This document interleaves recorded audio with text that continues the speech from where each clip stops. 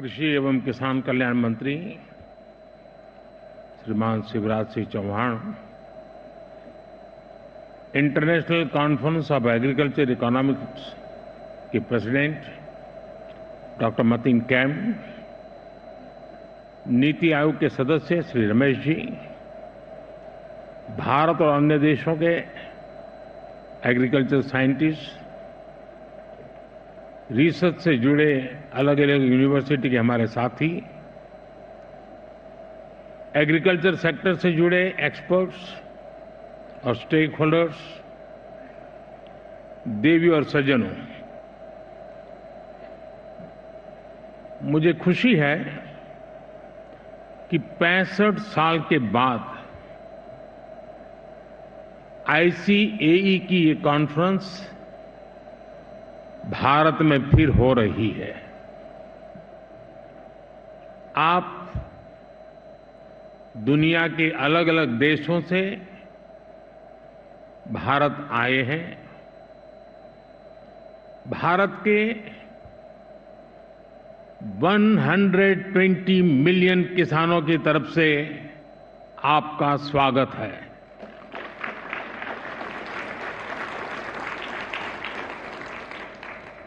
भारत की 30 मिलियन से ज्यादा महिला किसानों की तरफ से आपका स्वागत है। देश के 30 मिलियन फिशरमैन की तरफ से आपका स्वागत है। देश के 80 मिलियन से ज्यादा पशुपालकों की तरफ से आपका स्वागत है। आप आज उस देश में हैं जहां 550 मिलियन पशु हैं। कृषि प्रधान देश भारत में, जीव प्रेमी भारत में आपका स्वागत है, अभिनंदन है। फ्रेंड्स, भारत जितना प्राचीन है उतनी ही प्राचीन एग्रीकल्चर और फूड को लेकर हमारी मान्यताएं हैं, हमारे अनुभव हैं। और भारतीय कृषि परंपरा में साइंस को, लॉजिक को प्राथमिकता दी गई है। आज फूड और न्यूट्रिशन को लेकर इतनी चिंता दुनिया में हो रही है, लेकिन हजारों साल पहले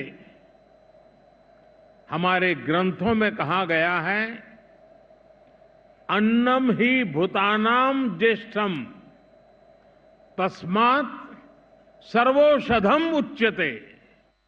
अर्थात सभी पदार्थों में अन्न श्रेष्ठ है, इसलिए अन्न को सभी औषधियों का स्वरूप, उनका मूल कहा गया है। हमारे अन्न को औषधीय प्रभावों के साथ इस्तेमाल करने का पूरा आयुर्वेद विज्ञान है। ये पारंपरिक नॉलेज सिस्टम भारत के समाज जीवन का हिस्सा है।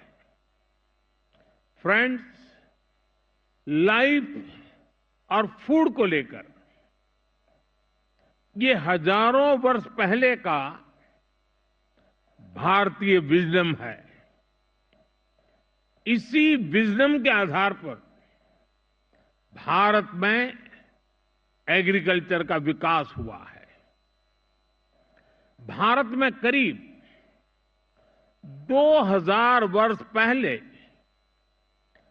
कृषि पराशर नाम से जो ग्रंथ लिखा गया था, वो पूरे मानव इतिहास की धरोहर है। ये वैज्ञानिक खेती का एक कॉम्प्रिहेंसिव डॉक्यूमेंट है। जिसका अब ट्रांसलेटेड वर्जन भी मौजूद है। इस ग्रंथ में कृषि पर ग्रह नक्षत्रों का प्रभाव, बादलों के प्रकार, रेनफॉल को नापने का तरीका और फोरकास्ट, रेन वाटर हार्वेस्टिंग, जैविक खाद, पशुओं की देखभाल, बीज की सुरक्षा कैसे की जाए, स्टोरेज कैसे की जाए, ऐसे अनेक विषयों पर इस ग्रंथ में विस्तार से बताया गया है। इसी विरासत को आगे बढ़ाते हुए भारत में एग्रीकल्चर से जुड़ी एजुकेशन और रिसर्च का एक मजबूत इकोसिस्टम बना हुआ है। Indian council of agriculture research के ही 100 से ज्यादा रिसर्च संस्थान है। भारत में एग्रीकल्चर और उससे संबंधित विषयों की पढ़ाई के लिए 500 से ज्यादा कॉलेज है। भारत में 700 से ज्यादा कृषि विज्ञान केंद्र है, जो किसानों तक नई टेक्नोलॉजी पहुंचाने में मदद करते हैं। साथियों, भारतीय कृषि की एक और विशेषता है। भारत में हम आज भी 6 सीजन्स को ध्यान में रखते हुए सब कुछ प्लान करते हैं। हमारे यहां 15 एग्रो क्लाइमेटिक जोन्स की अपनी खासियत है। भारत में अगर आप कुछ 100 किलोमीटर ट्रेवल करें तो खेती बदल जाती है। मैदानों की खेती अलग है, हिमालय की खेती अलग है, डेजर्ट ड्राई डेजर्ट की खेती अलग है, जहां पानी कम होता है वहां की खेती अलग है, और कोस्टल बेल्ट की खेती अलग है। ये जो डायवर्सिटी है, यही ग्लोबल फूड की सिक्योरिटी के लिए भारत को उम्मीद की किरण बनाती है। फ्रेंड्स, पिछली बार जब आईसीएई की कॉन्फ्रेंस यहां हुई थी, तो भारत को उस समय नई नई आजादी मिली थी। वो भारत की फूड सिक्योरिटी को लेकर, भारत की एग्रीकल्चर को लेकर एक चैलेंजिंग टाइम था। आज भारत एक फूड सरप्लस देश है। आज भारत दूध, दाल और मसालों का सबसे बड़ा प्रोड्यूसर है। Bharat food grain, fruits, vegetable, cotton, sugar, T, framed fish, इनका दूसरा सबसे बड़ा प्रोड्यूसर है।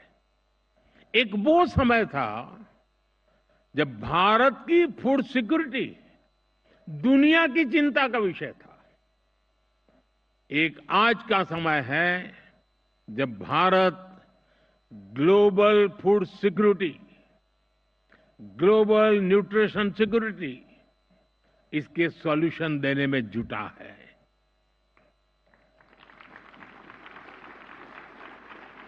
इसलिए फूड सिस्टम ट्रांसफॉर्मेशन जैसे विषय को डिस्कस करने के लिए भारत के अनुभव बहुमूल्य है। इसका बहुत बड़ा लाभ विशेषकर ग्लोबल साउथ को मिलना तय है। साथियों, विश्व बंधु के तौर पर भारत मानवता के कल्याण को सर्वोपरि रखता है। G20 के दौरान भारत ने वन अर्थ, वन फैमिली और वन फ्यूचर का विजन सामने रखा था।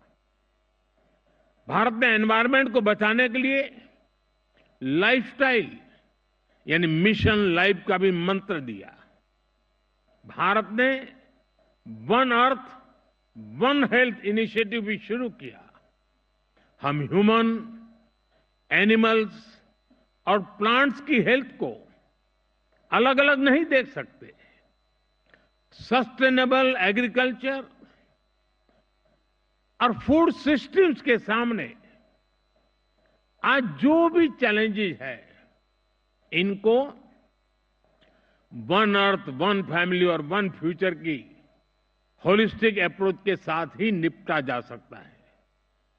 साथियों, एग्रीकल्चर हमारी इकोनॉमिक पॉलिसी के सेंटर पे है। हमारे यहां करीब 90% परिवार ऐसे हैं जिनके पास बहुत कम जमीन है। ये छोटे किसान ही भारत की फूड सिक्योरिटी की सबसे बड़ी ताकत है।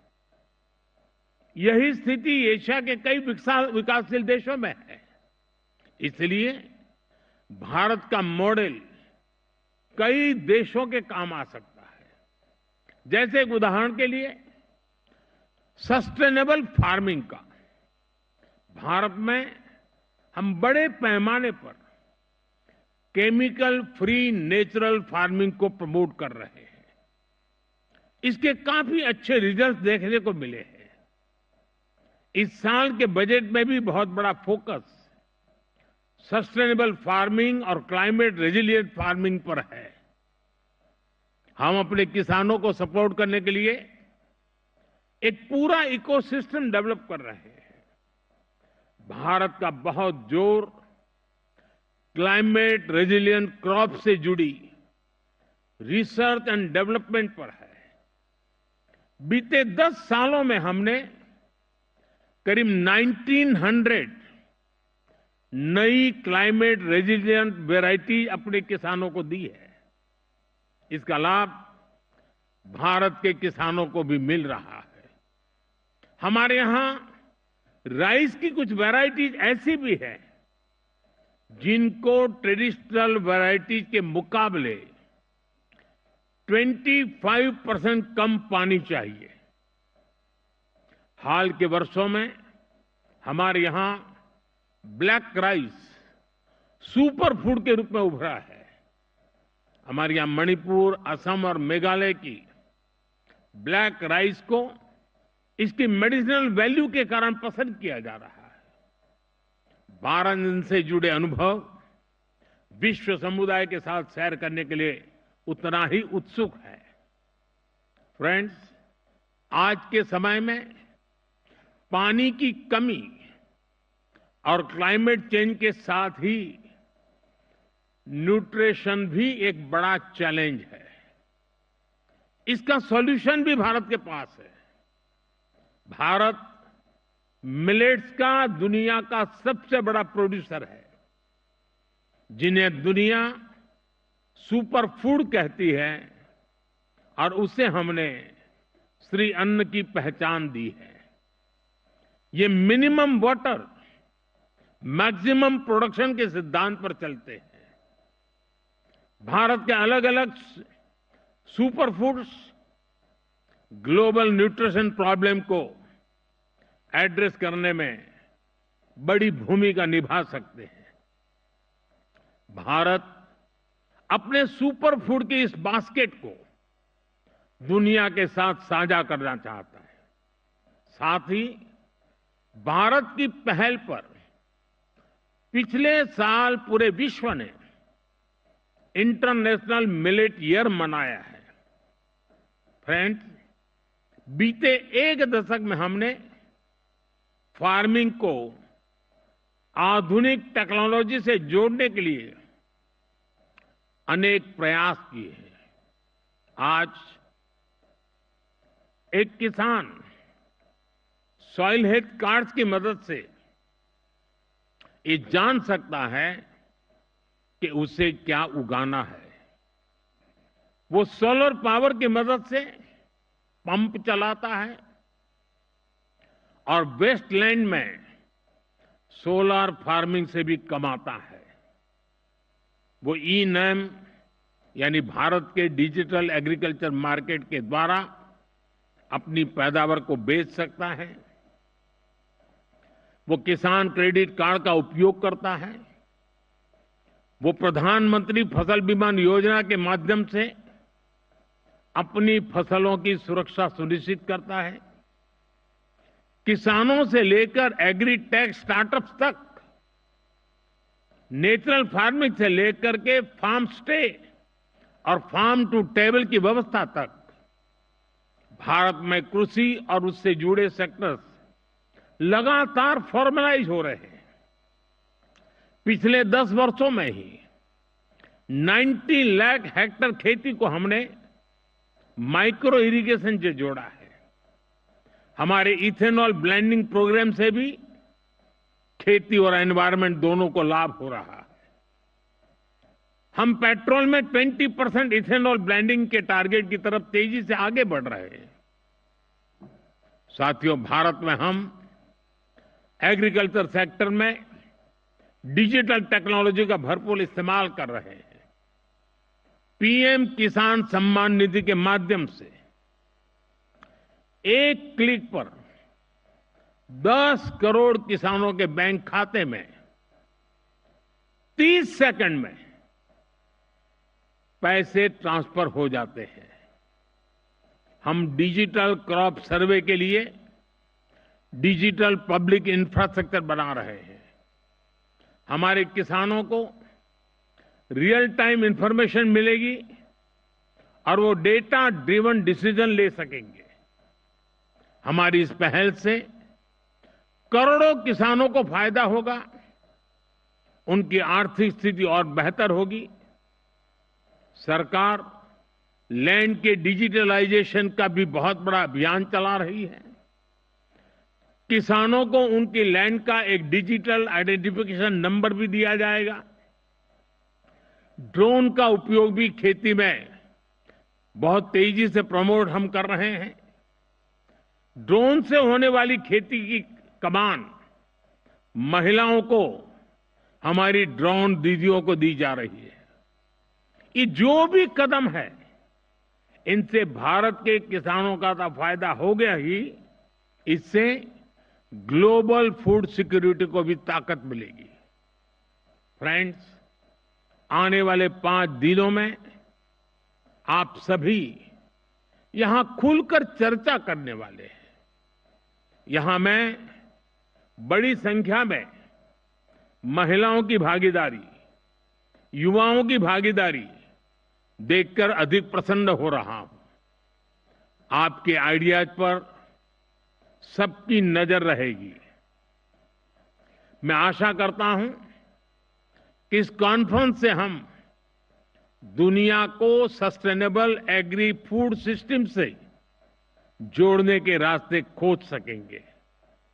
हम एक दूसरे से सीखेंगे भी और एक दूसरे को सिखाएंगे भी। साथियों, आप कृषि जगत से जुड़े हुए लोग हैं,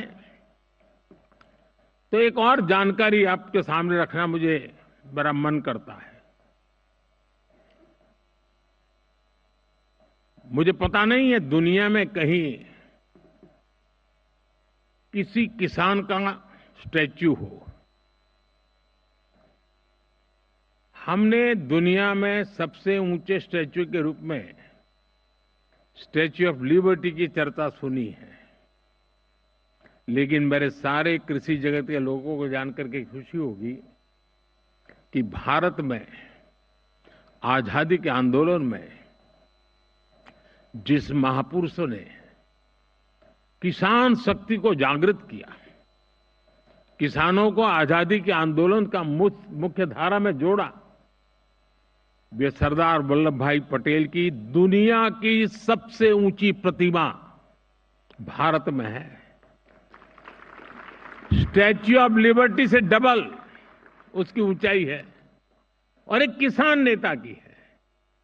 और दूसरी विशेषता है कि ये जो स्टैच्यू बनाया गया है, तो भारत के 600,000 6 लाख गांवों से हर गांव में किसानों को कहा गया कि आप खेत में जिस लोहे के औजार का उपयोग करते हैं, वैसा अपने खेत में उपयोग किए हुए औजार का टुकड़ा हमें दीजिए।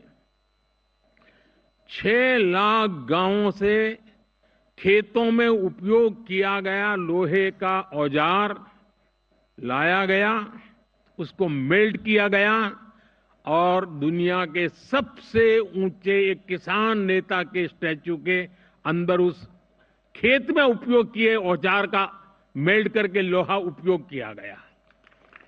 मैं जरूर मानता हूं कि इस देश के किसान पुत्र को इतना बड़ा सम्मान जो मिला है, शायद विश्व में ऐसा कहीं नहीं हुआ होगा। मुझे पक्का विश्वास है आज यहां आप आए हैं तो जरूर स्टैच्यू ऑफ यूनिटी, विश्व का सबसे ऊंचा ये स्टैच्यू देखने के लिए आप आकर्षित होंगे। मैं एक बार फिर आप सभी को बहुत बहुत शुभकामनाएं देता हूं। धन्यवाद।